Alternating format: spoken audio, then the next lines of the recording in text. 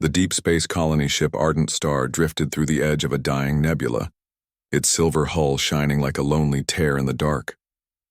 It had carried over 10,000 souls, men, women, and children, on a mission to find humanity's second home. For Captain Elias Rourke, it was more than a mission. It was his promise that humanity could rise again after the long wars on Earth, but all of that ended in less than an hour. It began with a flicker on the radar. Then came the scream of proximity alarms. The Varelians, a proud alien empire that saw humans as dangerous pests, had found them. Their ships came from behind the nebula, fast and silent. Within minutes, the Ardent Star was surrounded. Elias shouted orders from the bridge, his voice firm even as the deck shook beneath his boots. "Activate shields! Bring the railguns online."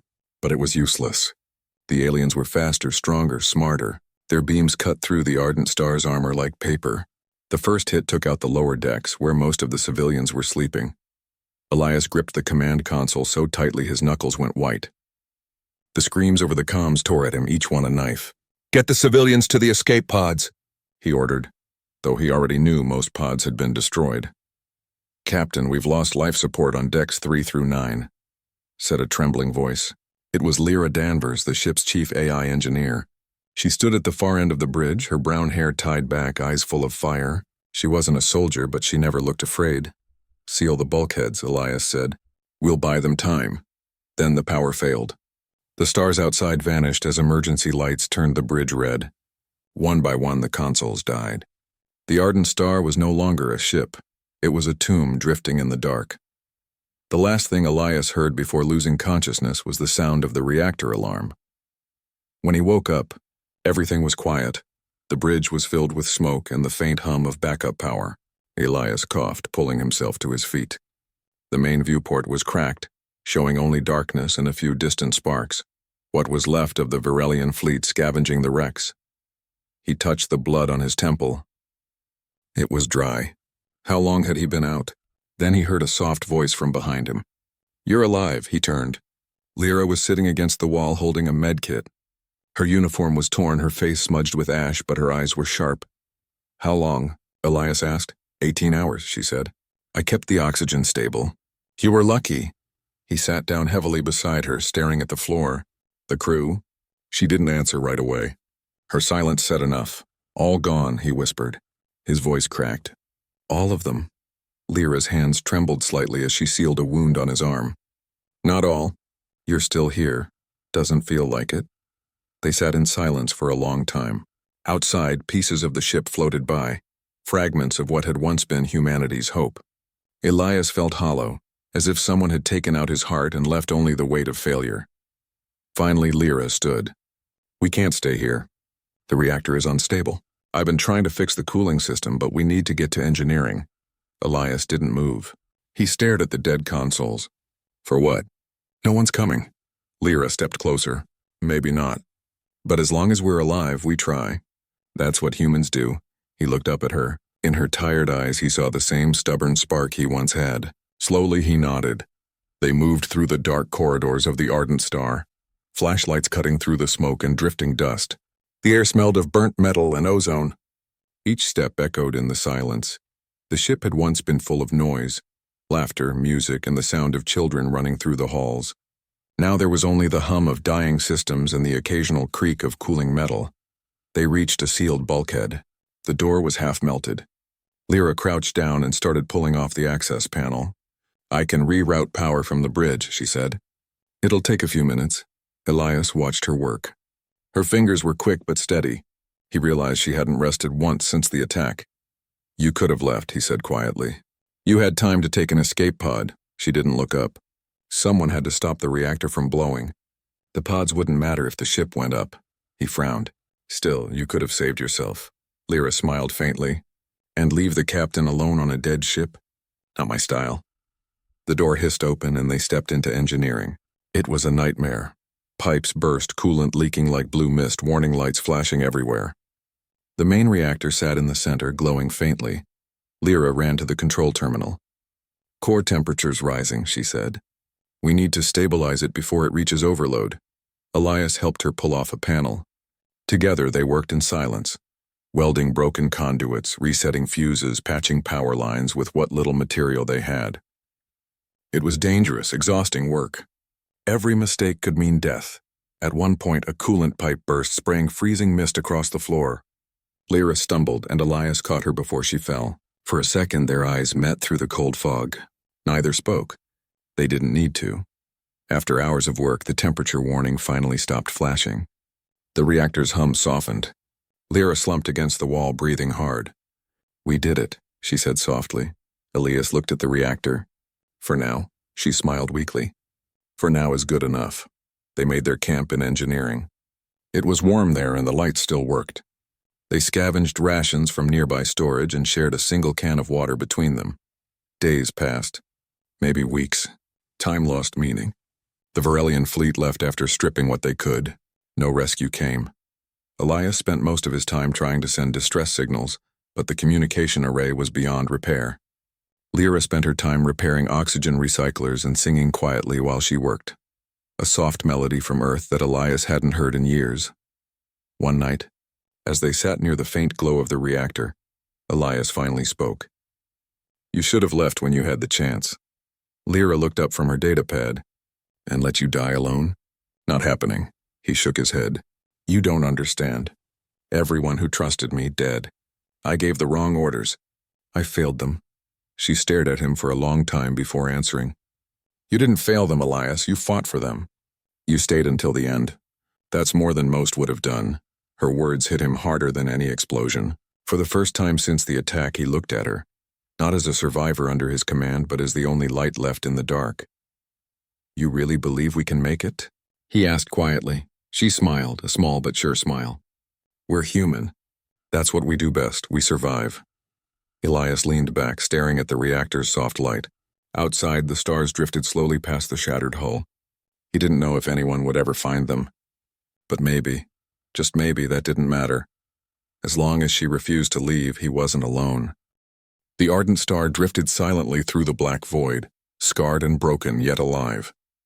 Captain Elias Rourke and Lyra Danvers had transformed the ruined ship into a fragile nest of survival.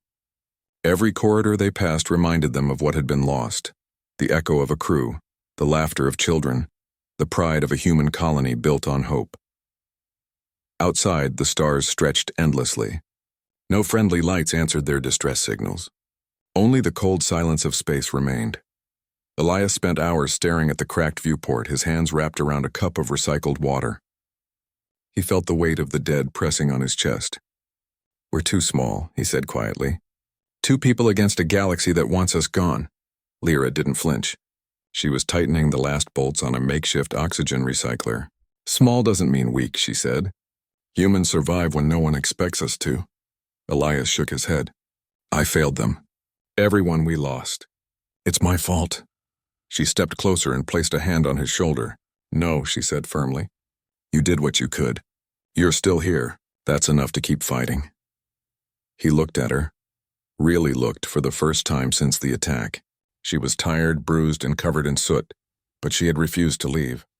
She had stayed when every instinct screamed for survival, and that simple act of stubbornness gave him a spark he thought he had lost forever. Days passed slowly. They scavenged what they could from the wrecked ship, using alien tech left behind by Varelian drones to patch systems. The corridors of the ardent star became a maze of makeshift repairs. Broken conduits rerouted, bulkheads reinforced, coolant pipes welded back together. Every repair brought them a little closer to stability, but also reminded them that the ship was a graveyard more than a home. "Elias," Lyra said one day, "we need a plan. Staying here won't keep us alive forever. Supplies won't last and the reactor's only stable for so long." He sighed, rubbing his eyes. "What plan? We send out more signals and hope someone answers? No one's coming." She crouched near a half-broken console, tapping on the controls. "Then we make them come." Elias frowned. "What do you mean?" "I mean," Lyra said, eyes sparkling with that quiet determination, "we fight back. Not by weapons, but by human will. There's a Varelian network nearby, their communication and surveillance array. If we can hijack it, we can send a signal through their own system showing the galaxy that humanity is still alive. It's risky, but it's something." Elias shook his head. "It's suicide. Or it's hope." she said simply. For the first time, he felt a flicker of the man he once was, the captain who believed humans could survive anything. He met her gaze. All right, let's try it. The next weeks were a blur of preparation and work. They scavenged components from alien drones, rewired broken systems, and learned to read the Varelian network's alien codes. Lyra taught Elias how to operate the modified systems, and he taught her how to calculate risks, manage energy, and keep their tiny ship alive. During the day, they repaired. At night, they rested or tried to. Sleep was scarce. Hunger and exhaustion gnawed at them. Sometimes Elias caught himself staring at Lyra as she worked, marveling at her focus, her courage, her refusal to leave. She was the last piece of humanity in the vast emptiness of space, and somehow she was enough to keep him going.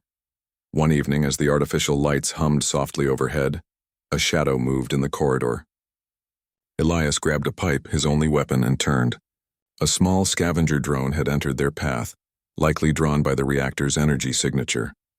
Lyra ran beside him. "Leave it," she shouted. "We can use it."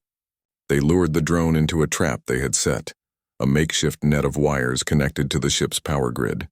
Sparks flew and the drone shut down. Elias looked at Lyra, exasperated but smiling. "You always find a way, don't you?" She shrugged, brushing ash from her sleeve. "Humans survive because we refuse to quit." "Remember that," he nodded. That night, as they ate a single ration between them, Elias realized that survival wasn't just about living. It was about resisting despair, even when the universe seemed determined to erase them. Finally, the day came to send the signal. Lyra connected the patched-together transmitter to the core reactor, her hands steady despite exhaustion. Elias stood beside her, holding his breath as she initiated the upload.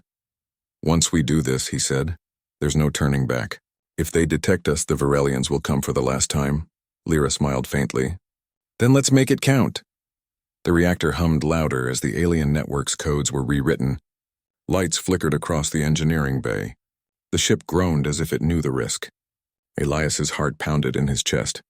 Outside, space remained silent, indifferent. Then the signal launched. A wave of light spread across the alien network, disrupting communications and sending a ghost message through their systems. Humanity was not gone. For a tense moment, nothing happened.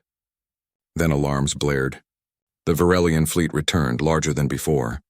Their ships closed in like predators circling a wounded animal. Elias's first instinct was to run, to hide. But Lyra grabbed his arm. "We don't run," she said. "We survive.